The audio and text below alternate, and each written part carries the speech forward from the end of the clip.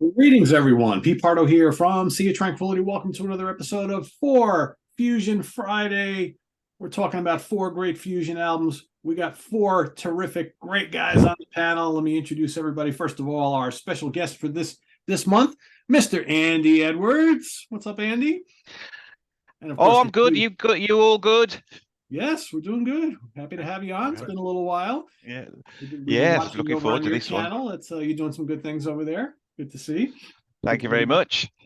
And of course, the two Getting all the. pillars of 4Fusion Friday, Mr. Eric Porter, Mr. George Lamie. What's going on, gentlemen? Hello. Morning. Ready for another fun-filled hour of fusion talk? Right? That's what we do Always. here. You have just discovered this show on the channel. We don't talk about heavy metal here. We don't really talk about prog rock here. We talk about fusion, jazz rock, jazz fusion, kind of thing that kind of floats around a couple different styles and mostly all instrumental music. And in some cases, it might be well-known music. In many cases, really not. But if you're looking to discover some new stuff to listen to, this is the show that you should be watching here on the channel. With all that, I'm going to turn it over to George. George is going to talk about some new releases that are upcoming, and then we'll get into the Foursquare, and then we'll get to George's picks. So, George, over to you.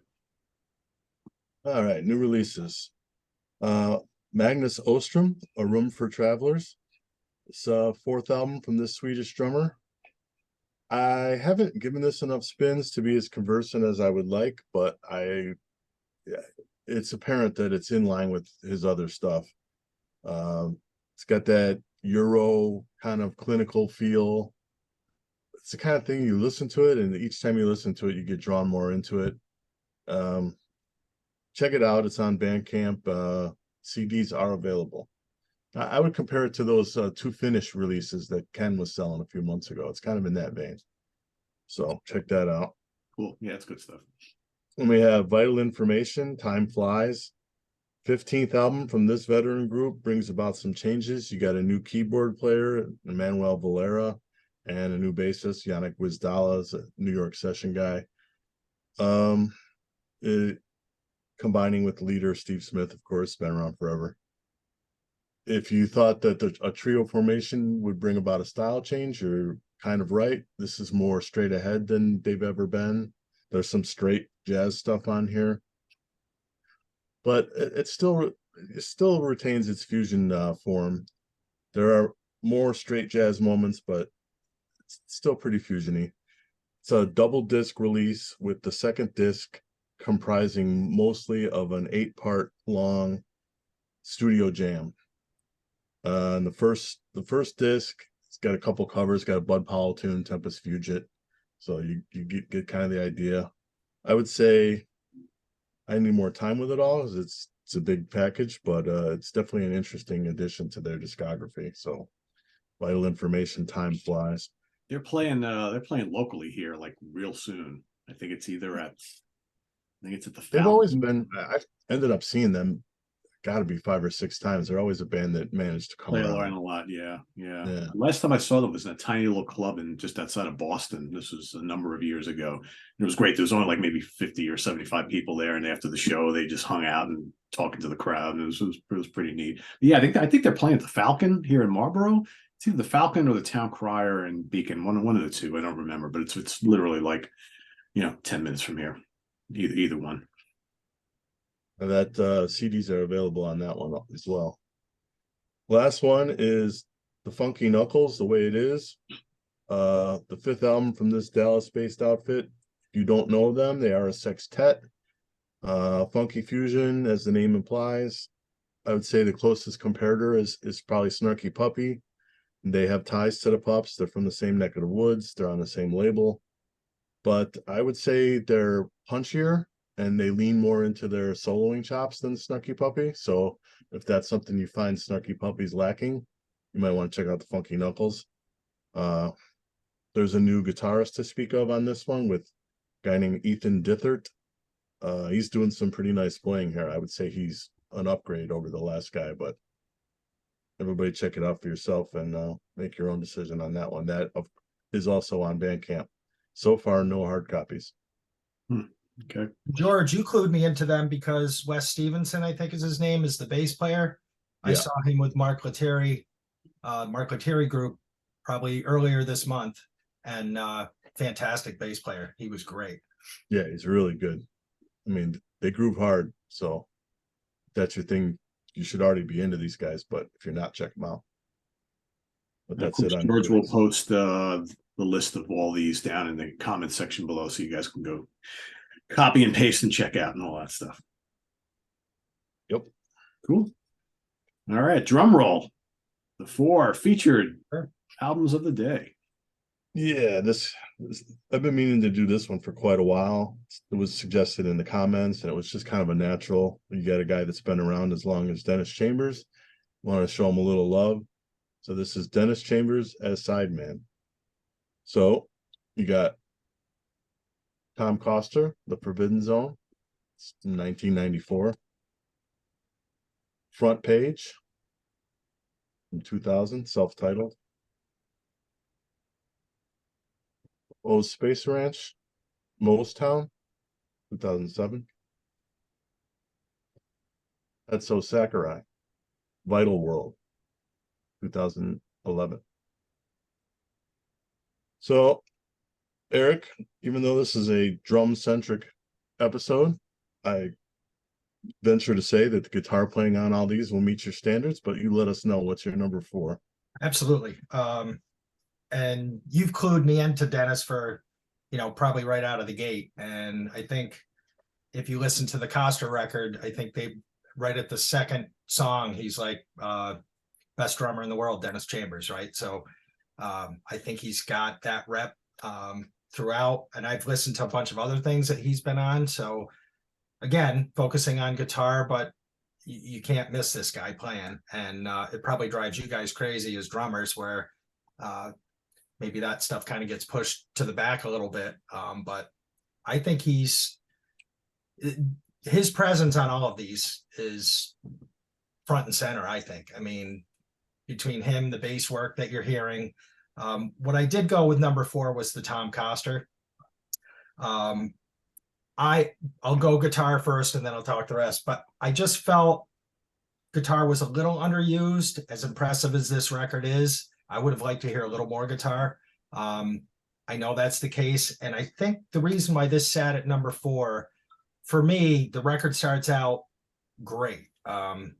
First couple tracks are awesome. You kind of hit that 4th track and things kind of smooth out a little bit. It gets a little Fusac, if you want to put it that way. Kind of slows things down, and then it's hard to kind of get through 4, 5, and 6 for me. And then I think kind of the back end of the record picks up a little bit. But for me, that was my number 4, and that was kind of why. When they're rocking, it's great. But I felt like it just kind of, there were too many tracks in here that just kind of just a little too smooth for me. So that's why that was my number 4. All right. Where are you going for 4, Andy? Well, it's lovely to be able to chat about Dennis Chambers, because I think his style of drumming when he emerged in the 1980s has become sort of the blueprint for fusion drummers in a way, especially the sort of gospel chops end. There's 100 of them now. Dennis is the original, and it's always incredible to hear him. He's fantastic on all these records. For me, what I've got at number 4 is Tetsuo Sakurai, Vital World, which is a little bit on the cheesy side for me, this one. A little bit generic. Of these albums, the only one that I'd heard, and I heard it when it came out, and I hadn't heard it for a while, was the Brett Garside one, the what's it called, Moser. Uncle Mo's Space Ranch. That's the only one I knew. I didn't know these, so I've made notes as we go, and I've just reading my notes now, and it's quite funny for this one. I think Greg Howe is incredible on here. I love Greg Howe's playing, and it's great to hear him in this setting. But I've made a couple of notes here. Tears of a Clown. I said it sounds like a Miami Vice soundtrack reject. And the whole album's got, it's just a little bit cheesy. I really liked Alien's Feast, which is almost like prog metal. But there's a track on here called Father, and I'll read my notes that I wrote as I was listening to it. And it says, I'm in an 80s sitcom when suddenly it's Parisian walkways. That keyboard sound is nauseous. Tetsuo does his best Jacko impersonation, which is entirely pointless. Tracks like this make me want to put all jazz fusion in the bin. Greg Howe tries to rescue it with a good solo, but what's the point? Sounds like Steve I just walked into the Cosby Show. Then they drop into this 3-chord vamp, and Dennis Chambers hits his toms out of time. So there's a couple of tracks on that I just found really middle of the road. There's another track called Animal Kingdom, which I thought was pretty good, still a bit cheesy, but there was a really great Dennis Chambers solo, because sometimes with Dennis Chambers, you get that sort of tumultuous blast that he does, whereas on that solo he's playing a lot more phrase, and it was quite an interesting approach. So that's what I've got at number 4. I did enjoy it. If I don't own it, if I did own it, I would listen to it. It was just there's a couple of tracks that for me were pretty cheesy. All right, what do you got, Pete? Mostown, Uncle Mo's Space Ranch. This is their second album, and this one, I never owned this one until recently. I've had the debut since it first came out, which I like quite a bit. And it's got the same group: Brett Garsett, TJ Helmerich, Dennis Chambers, Gary Willis, Scott Kinsey. I do like a good chunk of this. Valentine's Day, kind of spacey, kind of funky, kind of jazzy. Got all sorts of cool guitar solos in there. The title track is kind of laid back and dark. It's got some nice playing. Maybe it's a little too long. Ella's Hotel, big groove monster. Really like that a lot. A lot of great guitar soloing in that one. Audio Rumba also has some really good guitar solos. Dad Speakers, good groove to that. Weak is kind of more spacey again, kind of funky. I like the electric piano tones on that one. A lot of good guitar solos. Snout is really cool. Nitro Squirrel is where Dennis really kind of puts it all in. I like that one quite a bit. I think on the whole, the album has like a real loose, kind of jammy feel to it. I think in spots, so it's a little too spacey. I find that this album compared to their debut, the songs are really long. There's some brilliant playing on here, but I feel like this album could have been tightened up a little bit. To me, it's just a little too loose in spots and a little too jammy. I normally don't mind that at all. I'm totally into that, but I just feel with these guys, I don't know, I wanted the arrangements to be just a little bit tighter, but it is fun. It is a good album. To me, this one was kind of like the no-brainer to put at number 4. But number 3 and number 4, I struggled with number 1 and 2 and then 3 versus 4. So it's like I kind of knew somewhat of the order, but it was just hard to kind of like which one was going to fit where. But yeah, brilliant playing. Some people would not like this though. If you're looking for a little bit tighter, more structured stuff, this is probably not the album for you. But if you just like to hear good blowing and kind of like a loose, jammy atmosphere, and it's funky and it's spacey, then I think you'll dig this. But yeah, it's my number 4. Number 4 is the Coster. When this came out, I mean, we were all blown away. The production is incredible. Yeah. And like Eric said, when they're on, they're on. That the first 2 tunes in the beginning is one of those short little intro pieces to an album that you usually groan about, but this one, I mean, it really sets it up nice. And you got Jazz Lament. Dennis and Jeff Andrews are just locked in on this track. There's several things they're doing that they propel the whole track. And then everybody solos like crazy. That's one of the songs where Scott Henderson does cut loose. Like Eric said, he's a little underutilized here. I think this could stand to have a little more of him. This album, unlike the others, has not just one but multiple tracks that lead me to skip. You can already see by the title that Lover Man is not going to be one of the ones you're tuning into. I mean, generally, that's not going to work out on a Fusion album. A song called Lover Man, and it isn't. And there's a couple kind of overly laid back blues tunes, and the last song, Closing Thought, you can tell by the sound of that too that you're not going to get any ass kicking there. But if you're a kind of guy that listens for the 3 best songs, then this hangs in the group. But if you want a consistent album, this is a little shaky. So that's why I put it at 4. Eric, what do you got at 3?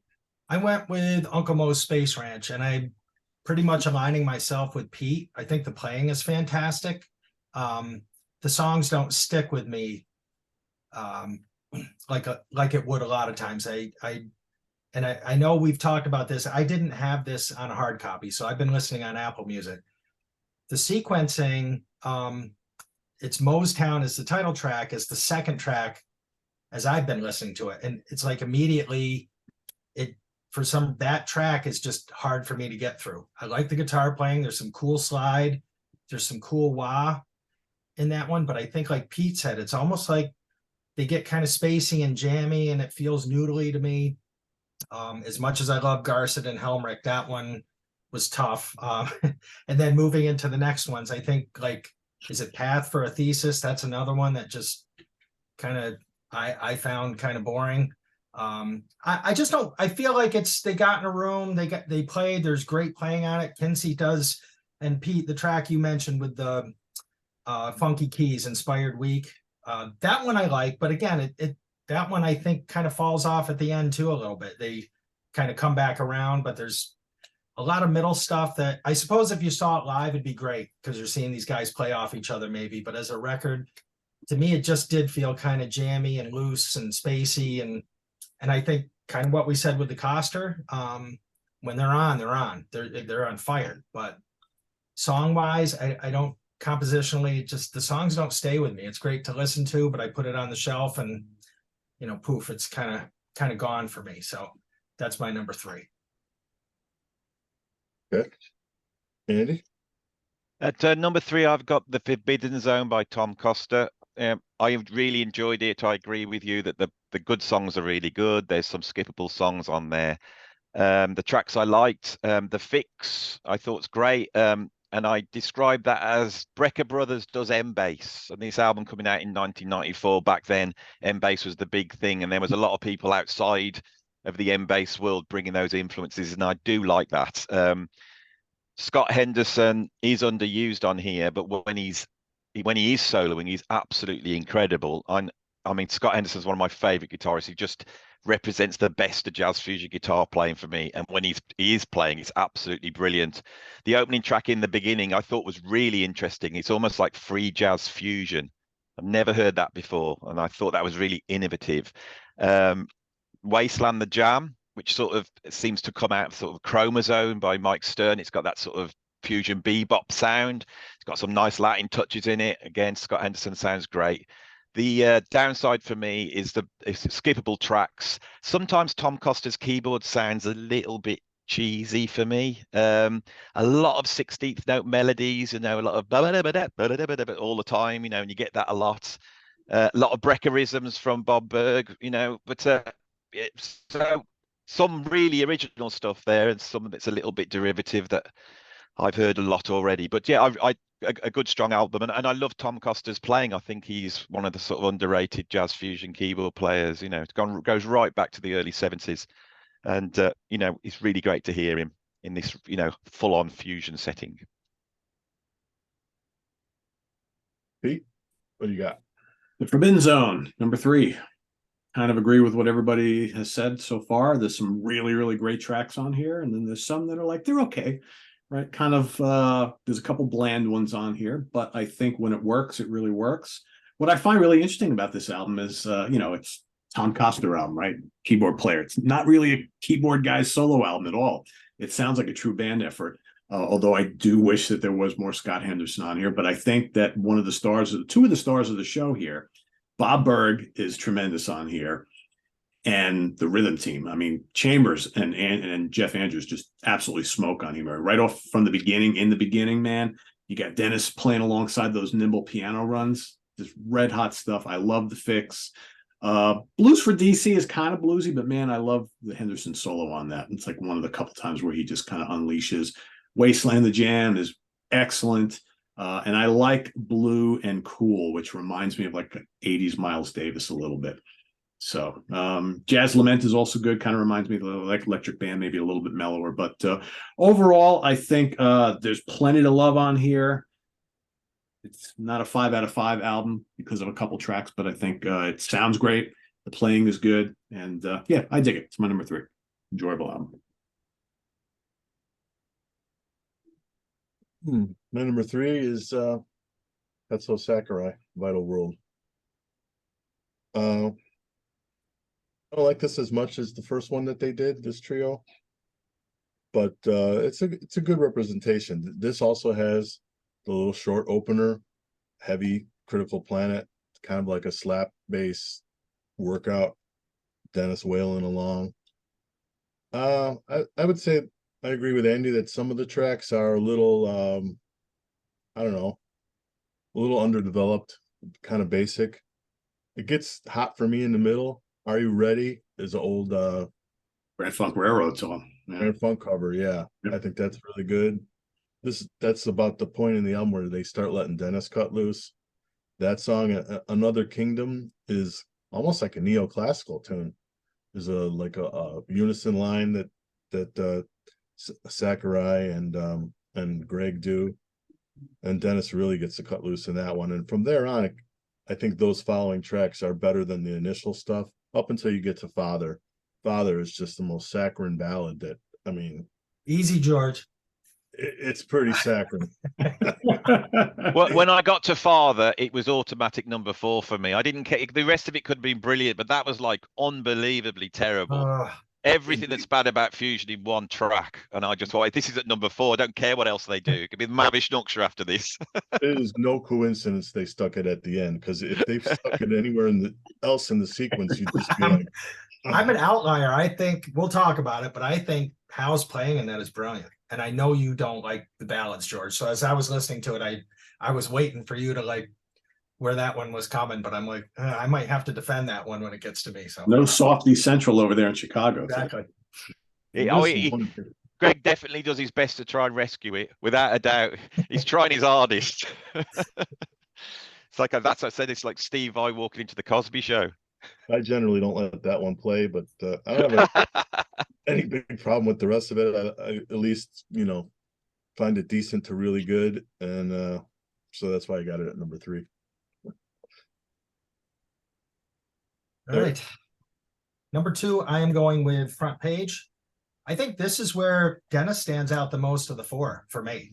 I love, I'm going to say the names wrong, I always do, but Borelli's guitar playing is awesome. And it's kind of a deviation for me, because I've been listening to more of the heavy stuff. And when I heard that, it was refreshing to me. Great tone, I think he gets. And the 3 of them, the bass and the drums for me on this stand out. My favorite track was Zoe's Little Waltz, but right out of the gate, they kick. And I think when you hear this, you're thinking, okay, this is one that you might expect where it would smooth out a bit. And I think they're pretty intense through most of this.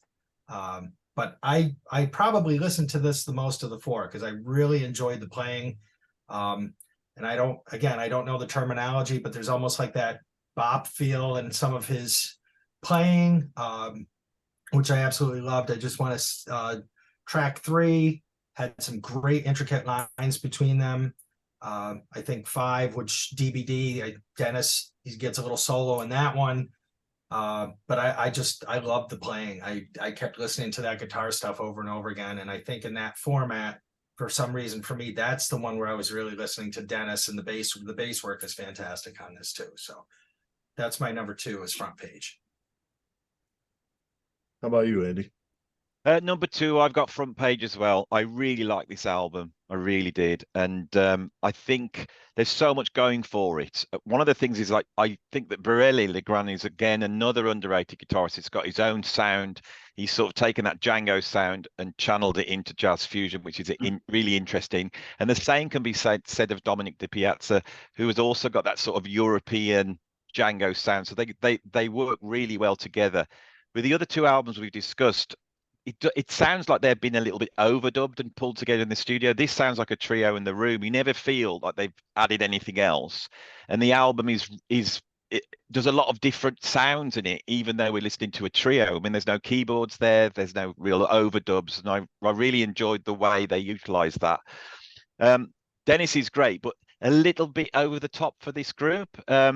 They sort of have, it's almost like a European approach to jazz fusion here, but without sounding like ECM, which I really liked. I did, this was like something I went, I've never really heard anything like this.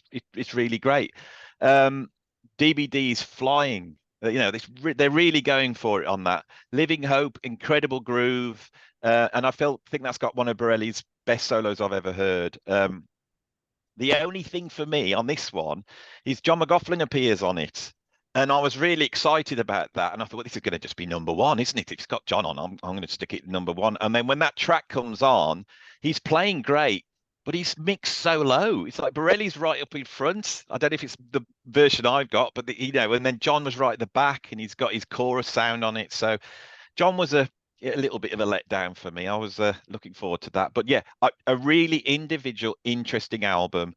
And I think the thing that always swings it for me is when I listen to albums, if I could say, well, I haven't got anything else that sounds like this, that's always a winner for me. And I thought they got a really interesting sound on this album. Pete? So my number 2 was my number 1 for much of the week. I had a lot of back and forth between my 1 and 2, and I actually made another change early this morning. Like at 7 o'clock this morning, I was re-listening to these, and I'm like, all right, I'm just gonna make this last change, this very last time. I'm going with Front Page, which was I had never heard before. So I have been kind of touting the talents of Borelli Legren for like 30 plus years. I mean, he is one of the great like European jazz guitar players. I mean, he's just so good. And I had never heard this album before. So this was like a huge surprise. And I think this trio does an excellent job here. I like the fact that it's very kind of traditional sounding, but man, these guys blow all throughout this. And there's just some great unison playing going on and great soloing. I mean, so many great tracks here. I mean, intro jingle, the first step is just terrific. I get a little like early Pat Metheny group on the Eyes of Jesus Christ. DBD, like Andy mentioned, is just, man, holy moly. Valboni song is lovely. Zoe's little waltz to me kind of brings to mind like Wes Montgomery and Grant Green, Charlie Christian, George Benson, all that kind of stuff. It's fun having McLaughlin on here too. Maria Cha-Cha, just absolutely crazy. I like Borelli's kind of percussive playing style on that one. Yeah, I mean, this is fantastic. Dennis sounds great on here. Dominique de Piazza sounds great on here. This is a really tremendous, jaw-dropping album through and through. Like I said, this was my number 1 for much of the week leading up to today. And even right now I'm thinking I probably still could be number 1. Really good. I'm going to have to go out and find this because I really enjoyed this quite a bit. Yeah, I flip-flopped my 1 and 2 this morning also. I'm glad I'm not the only one, George. My number 2 is going to be Uncle Mo's Space Ranch. I like Pete. I love the first one. I wore the first one out, so I was looking forward to this one. I think it's a little short, maybe because I had the experience of the first one, so it wasn't as fresh as it would be if I had come upon it first. And I will agree that the sequencing is messed up. The title track is second, and it's a 10-minute song, and it's kind of the groove doesn't change very much. That is usually a mistake on albums where the epic is second. I just find that it's like kind of a stumbling block sometimes. And in this case where the groove doesn't change all that much, maybe a little more so, but the rest of the album, I really, especially the middle tunes, Audio Roomba, Dead Speakers, and Inspired Week, those 3, love those 3. I think Dennis is undermixed on this, the Dennis factor on this one. The playing is great, but I think he's a little quiet. I know it's a guitar player's album, but for me, he could stand to be a little bit louder. They do let him play. I mean, they're soloing on several tracks, but I think he was louder on the first album, and this could stand to have that. Nitro Squirrel, actually, Pete, is a guest appearance by Donati. It's not even Chambers, which to me makes no sense. The whole album is Chambers, and then the last song, oh, here's Virgil Donati. It's like, okay. But I didn't even notice that. Wow. Yeah. Go figure. Yeah, it's an odd track too. That's if there's a track on here I find a little less enjoyable, that would be that one. Again, they stuck it last for me, so that's good. But I still find this is fresh, like Andy said. Is there a lot of stuff that sounds like it? I don't think there is. That mix of chill and also Go for the Throat. So I have it at number 2. Eric, tell us your number 1. I love Steve Howe. Jeez, I love Greg Howe.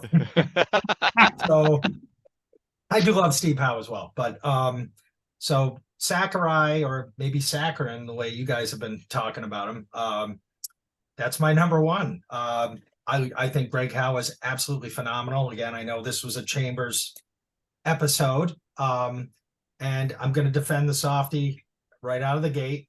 And as you said, it's last. So I guess if that's not your thing, you get to listen to the whole record, because the rest of the record is pretty intense. There is really no letdown in this record until you get to that. But I thought Howe's phrasing was terrific in that. When Andy started talking about sitcoms and everything, now I don't know if I'm going to be able to listen to this the same way. Because there are a couple of songs where I did notice, I think the rhythm or the back, like it was almost like a 3-chord and that they're playing over, and it was a very heavy, and I'm thinking, God, that seems a little downplayed for what you would expect these guys to do. But again, Howe to me always comes to the rescue. And I think when I put this on, because I didn't have this on a hard copy, so George had sent me a file, and just hearing that bass that he's playing that kicks off the record, you're like, my God, this is gonna crush. And I had Gentle Hearts. George had introduced me to this stuff obviously prior, so I'd had that record as well. But he's a phenomenal bass player. And again, with Chambers, I think him and Chambers lock in really well on this record. And again, now I've got a couple different perspectives. I'm going to have to go back and listen and see kind of what I think. But I thought that Critical Planet, just insane bass work. And that's, if you're going to kick off a record, kick it off like that. Another Kingdom, I thought the precision between Howe and Sakurai was phenomenal in that one. And that's really where my focus went. I mean, as I'm listening to this stuff, I'm going, The Tear of a Clown, like Howe is just absolutely on fire. But now I will go back and check out some of the other stuff and see where that clicks with me. But for me, I just thought the intensity of it, and it kept that intensity. 7 of the 8 tracks are just in your face. Killer playing from Howe, and obviously the Sakurai and Chambers are amazing as well. So that was my number 1. Eric, I love the Steve Howe, Greg Howe confusion, because I can remember chatting to John Mitchell from Frost, and I think he heard Greg Howe, ended up looking up who he was, got him confused with Steve Howe. So he went and bought a Yes album, and he bought 90125, which had Trevor Rabin. And then he loved Trevor Rabin. If you listen to John Mitchell, that's pretty much where he can say that. So that without that confusion, we would never have had John Mitchell. So my number 1 is Uncle Moe's Space Ranch, which I think for me was it's just an absolute masterpiece. I all the stuff everyone said about it being jammy, I don't hear that at all. It's I absolutely love this album. I think Brett Garsed and TJ Helmerich are just such original guitar players. TJ Helmerich has been doing stuff that Matteo Mancuso's doing now and getting all the credit. That guy's been around for ages, doing some really groundbreaking guitar playing. The band, Gary Willis, Dennis Chambers, Scott Kinsey, absolutely brilliant. I really like the production on here. It's times where it's really dirty and it's not that usual sheen you get with a lot of fusion. Scott Kinsey, I really like Scott Kinsey, and he brings in that sort of Zawinul sound. And I like that. You could say it's a very Zawinul in places, especially that earthlink.net. That sounds very sort of tribal tech Zawinul. But, there's some incredible soloing on here. I think there's one point where TJ Helmerich did the guitar solo, and then he cut the guitar solo on vinyl, and then he's actually scratching it like a DJ into the track. And I've just never heard anybody doing anything like that. To me, this is really groundbreaking. Also, I love the use of the electronic sounds. There's just sort of this industrial madness going on all the time. I think this is an absolute brilliant album. And so that's what I've got at number 1. I think it's fantastic. A real masterpiece for me. did you say you did know this one before, Andy? Or Yeah, and the thing is that I went and spoke to two guitarists about this, Fayan Zek and Roy Marchbank, and they knew both albums. I heard this when it came out, and I don't think I got it back then that much. And I was listening to a lot of stuff. I haven't heard the one before this. And both Fi and Roy were going, "Oh yeah, you got to check out the one before. That's really good." And I don't know whether that's coloured you guys' opinion knowing the first one. I'm going to have to go and check that first album out. You know, it's a little bit like Vital Tectones. The first album's incredible. When I got the second album, it was a little bit of a drop down. But when you go back to it, it's just more of the same. And I don't know. But for me, there's things on this, especially with the guitar playing, that I've just never heard anyone else doing. It's incredible. And I really like the fact that Virgil was on here as well.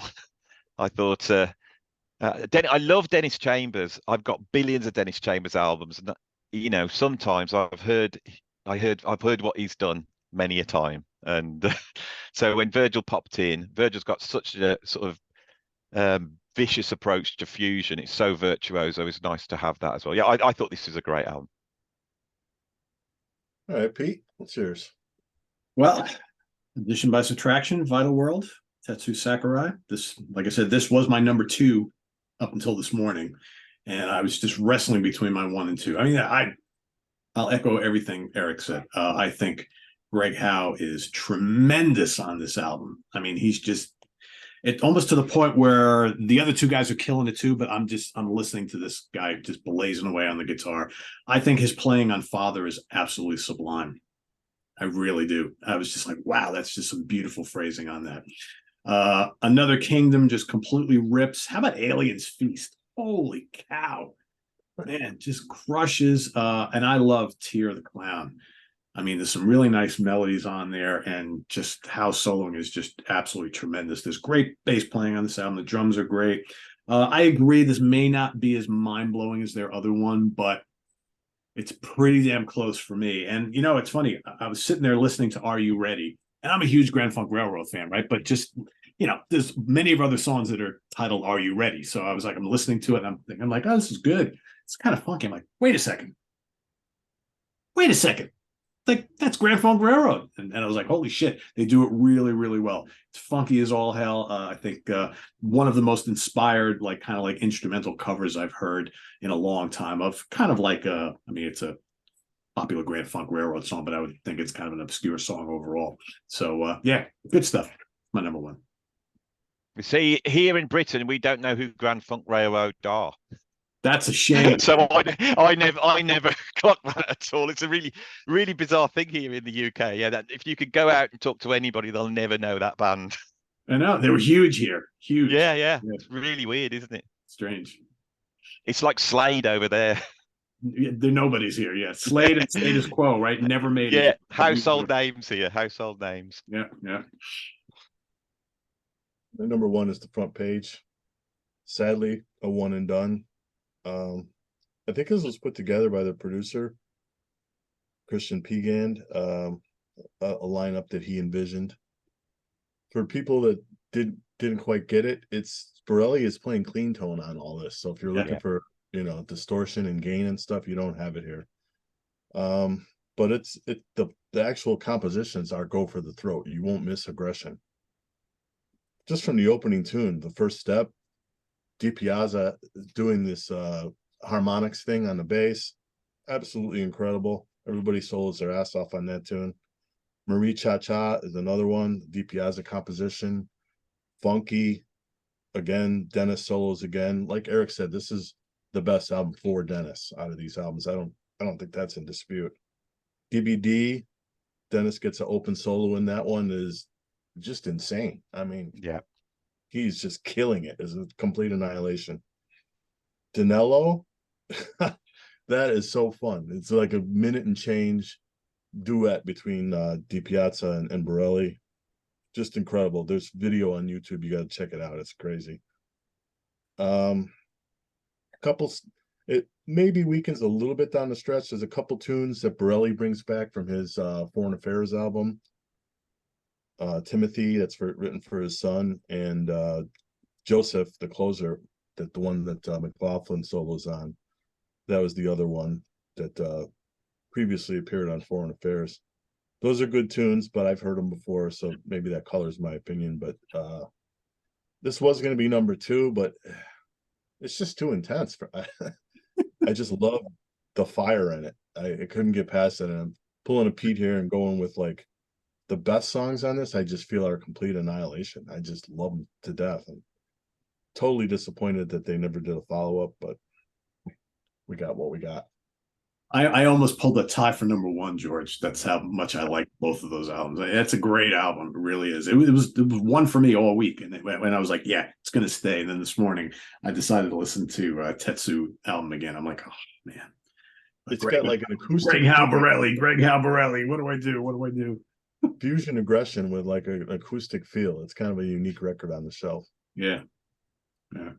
He's got a lot of other. I used to have a ton of Borelli Legren cassettes back in the day. I started buying a lot of jazz on cassette for whatever reason, like the late 80s, early 90s. And I would assume a lot of that stuff is probably long out of print on any physical medium, but I don't have them anymore, unfortunately. But yeah, he's got a lot of stuff. Like if anybody's watching and you want to check out Borelli Legren, he's recorded a ton of stuff. If you can find any of it, I would highly recommend it. He's got acoustic stuff. He's got a couple more rocky things. He's got some that are kind of similar to this, where it's very clean like old style jazz, but great player. Yeah. He did an album called Standards with Andrew Corelli, or whatever you call him, on drums, and the great Neil Horst Pedersen on double bass. And Neil sounds like Jaco Pastorius. It's just unbelievable. Some of the most incredible double bass playing I've ever heard in my life. And of course, Borelli just kills these jazz standards. Oh, yeah. And that is one of my favorite. And it's a straight jazz album as well. You know, it's a beautiful album, that is. And Borelli is a great bass player himself. Yeah. He can play it all. Yeah. There's a Jaco tribute that came out a couple of years ago. Borelli's the bass player on the whole album. Well, he played with Jaco quite a bit. I have a Jaco live album from the early 80s, I think from Italy, where the two of those guys, and I forget who plays drums on it, but it's great stuff. Yeah, I've got that album. I think it's the guy they picked up in Italy on the drums. And Borelli's playing a lot of distorted tone on that as well, which is quite rare. You hear him.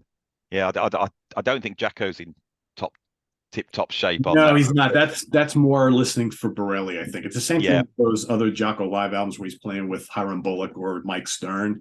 It's Jaco's not in peak form. That was during his rough period, but for the guitar work on those, it's definitely worth checking out. Yeah. All right. Well, the George's pick. I decided to show something from 1992. And there's a reason for that. It's an unusual circumstance that Dennis had a particularly good year in 92. So he was on a George Clinton album, but that's off topic. It's not fusion.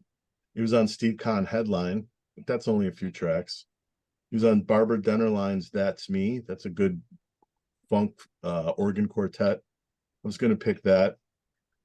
But he's also on Adam Holzman in A Loud Way, debut from the Defense, Stephen Wilson keyboard player. Lenny Stern, 10 songs. Hakon Graf, Graffiti. He also had a solo album that year, his solo debut, Getting Even. So that's quite a lot of albums. That is prolific. I don't know what it is, man. Holy cow. Jeez. I decided to go with Petite Blonde. This is basically a Bill Evans solo gig. Bill Evans played a couple festivals over in Europe. He didn't bill it as a Bill Evans album. It's billed collaboration, but it's a Bill Evans solo gig. Great lineup: Victor Bailey, Mitchell Foreman, Chuck Loeb, and Dennis. It's a live album. Dennis is, I think, tearing it up here, but I want to hear what you guys think. What do you think, Pete? Eric, rather. Him and Bailey are phenomenal. I did enjoy this. A lot of sax, very heavy sax, which was great. I mean, Evans rips on a lot of these. That the first track that opens things up, what is it? Two Price Hit, amazing. That's a great way to kick off a record. But I do find myself on this one listening to a lot of the interplay between Chambers and Bailey, which I think they're fantastic. My favorite track, although so again, I don't know about the sequencing, because like we had talked about before on Apple Music, sometimes it's different than what you guys have had on the discs. And that Millennium they have at number 3, that again kills the momentum for me. That one just kind of goes off, gets spacey, and that is a fairly long track, I think. And that's where I was like, and I think we said that about the Coster as well. I think here when they're ripping, they're fantastic. But then there's a couple things that just, I don't know, they kind of slow things down for me. Daddy Longlegs has a great sax solo, and I think that Oh So Hip, that's the one where keys, guitar, and sax are all kind of taking turns, and they're quick turns. So you get a quick guitar solo, you get a quick sax. That I love. That I could listen to all day long. So I enjoyed it. I mean, again, the guitar, when he's playing, it's there. I would like a little more guitar, but I loved hearing his playing when it was going. But like you said, I think this is it's Bill Evans, so you get a ton of sax, which it is fantastic if that's what you like. And I love the live stuff. The live stuff always brings that raises the energy bar a little bit.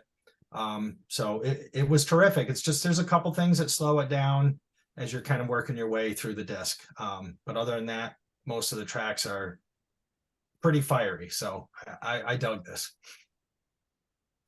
Andy, what's your take? Well, I didn't know we were going to talk about this one, but luckily, George, I do know the album. So I bought this when it came out for Dennis Chambers back, and I can't remember the track titles now, but I thought this had that extra thing for being live. And I remember there's a really great drum solo on here, and it was always one of my favorite Chambers drum solos. I can't remember the track it was on. I really like Bill Evans playing. I think Bill Evans is one of the sort of post-fusion Michael Brecker saxophone players that's got a different approach. When you actually listen to his lines, they're really interesting and quite strange. It's a fantastic album. Always been one of my favorite Chambers things. The only thing I felt, and I'm trying to remember it, is for live, I thought the production was a little bit hemmed in. Is that right? It's a little bit. Yeah. But yeah, great album. Pete? Yeah, I enjoyed it. I would agree with Eric. I think there's probably like 3 kind of laid back songs on here that I don't dig all that much. The Watchers one, Millennium's the other, and Daddy's Long Leg also I thought was just way too long. And there's some good playing in there. But when these guys are on, they're really on. Of course, the star of the show is Bill Evans, and I'm a fan anyway. I love the stuff he did with Mike Stern back early in Stern's career. I think he's a tremendous sax player. He does some smoking stuff on here. I also really like the work of Chuck Loeb, who I've never really listened to much, and he brings kind of like a rock edge to this album, which I kind of dig. But yeah, Dennis and Victor are just like completely locked in throughout this whole album. I mean, just Broncos Howl, great song. Love listening to those two guys. Really, really good. Two Price Hit is excellent. Oh So Hip, killer solos on sax and guitar on that one. I really like that a lot. And Captain Brutus is like a total groove monster. So I don't know. I enjoy most of this quite a bit. Even the stuff that doesn't really move me all that much is nice. It's very classy stuff, classy and melodic. That's what you can say about the whole set. It's really good, enjoyable stuff. Yeah, I think it's Two Price Hits that's got the Dennis Chambers solo on, if my memory serves me right. It's Also Hip. Yeah. Oh, is it? Yeah, it's Also Hip. He solos over a vamp in that. That's the one, yeah. Yeah, really good. I think you guys nailed it. There's a little bit of a feast or famine thing going here. Pete really just got exactly the songs. Two Price Hit, Broncos Howl, Oh So Hip, and Captain Brutus. Nuclear. The other 3 tunes, Daddy Longleg is too long. It's 14 minutes. Yeah, it's never end. A 14-minute ballad at a live show. I don't know about that, but I guess they knew they were recording and they wanted a piece like that on here. Bill Evans, I'm a huge fan too. I'm one of those guys, weirdos, contrarians that likes the 80s Mahavishnu stuff, and it's mostly because of him. He's a guy that went toe to toe on stage with McLaughlin every night and stood tall. I mean, the soloing on that record, especially on soprano sax, he made a mark. Incredible. Yeah. but a lot of guys don't. You're not thinking Kenny G when you hear Bill Evans. I mean, he's murdering. And yeah, some of the soloing on this album is just sick. And for Dennis, it's a real fresh record. They let him play in this band. He takes advantage. The two price hit is a great playing on that, especially. So I thought it was interesting to have it in there. And I know Pete likes his live albums, and I did want to represent 92 because it's just ridiculous that the guy was on 8 albums that year. I mean, that's says something about how on demand he was and the kind of player that people that want him, at that point, he was just like ubiquitous in fusion. Did you ever hear Alternative Man that he did in the mid-80s, which is a sort of real 80s production? You know what we hate? What we hated was that 80s production. He does that on there, but it's really great, absolutely fantastic. He's really pushing the envelope. There's incredible guests on there, and it's just fiery playing. There's a lot of sort of sequence drum parts and all sampling and all that. But I checked that out the other day, and I thought this is going to sound terrible, but it wasn't. It was fantastic. I think he's a really creative player. He's one of the great 80s fusion guys, that doesn't succumb to that sort of GRP approach. I think he's got some bite, hasn't he? When the songwriting is really hip, you can forget those 80s production artifacts. Yeah. George, did Dennis have what was his kind of like regular gig in 92? He was like completely free agent at that point. Was he touring with anybody at that time or playing live gigs like on a regular basis? He would go out with Stern. Yeah, because I saw him with Stern somewhere around that time. Yeah, I mean, but yeah, nobody regular. I don't think you could keep up the schedule that he had that year if you were playing with anybody regular. Yeah, I know, right? And that was way before Santana, right? So, like 93, right, beginning of 93 is when Return of the Brecker Brothers came out, and he didn't even do that tour. He did the record, but Weckl did the tour. I think Lenny White played some dates because he didn't even have time to do the tour. Too busy. I did a drum clinic tour with Kenny Aranoff, and I can remember asking about Dennis James because he knows Dennis, and I said, Dennis does a lot of sessions, doesn't he? And he went, yeah, that guy will buy his own island. Just clearing up. But after that period, doesn't he? He joins the John McLaughlin trio, doesn't he? And then he does Heart of Things. And he was touring with that, wasn't he? So he was out doing that. That sort of starts off 94, isn't it? Yeah. So he was just probably raking it in at that point. I remember reading an article. He said he got the phone call from John. He's like, you ready to come play drums? And he's like, what's up with Treelock? And he's like, it's time, this is the time. And then he went out with Free Spirits, and then, like you say, Heart of Things. So he was with McLaughlin for years after that. Yeah. I saw him with the Free Spirits, and he did a drum solo. It was like ridiculous, absolutely brutal. Very brutal, and he was just drenched at the end of it. Never seen anything like it in my life. All right, well, I did not pull the George's pick for next month, but suffice it to say, it's probably the most obscure one we've had on here. Next month is going to be another regional show, Canadian Fusion. We will have Canadian guitar player Jeremy Green in the fourth chair. So check that one out. Jeremy seems like a great guy. He's definitely a great guitar player. So Yep. But it's in the mail to you guys as we speak, because you can't find the CD.